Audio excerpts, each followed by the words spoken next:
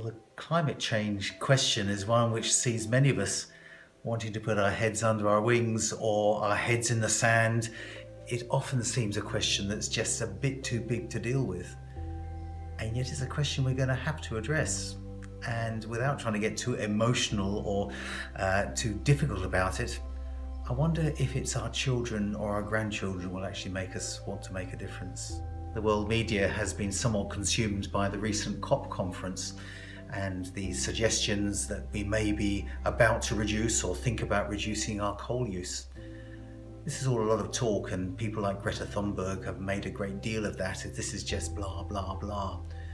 But are we going to make a difference in our own lives? Is it going to be less car perhaps, as we move on and see how things can be different? Now, in our own little churches, we have some who really have climate change at the forefront.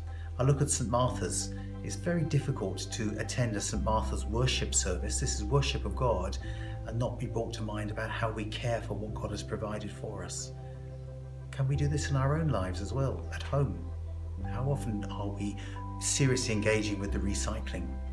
Are we buying things that we don't need just because it's an advice to do so? Now, this is not, we're advertised to do so. Now, this is not just more and more red tape coming down from on high. This is an encouragement for us to be healthier, to live healthier, to move into caring for the environment in a way which is more than just prayer and Bible study, but actively living out the risen life of Christ. This isn't just a thing for individual churches. As a diocese, we've committed ourselves to address and deal with the climate change matters that we can deal with. Our Social Justice Committee is conducting an audit. How many of our churches we consider to be places of safety? Are they physical safety? Is it places of safety and worship? What about safety in terms of climate change? Are we places that are above rising seawater levels? Can we provide shelter when flooding happens and we're expecting to see increased rainfall as climate change happens?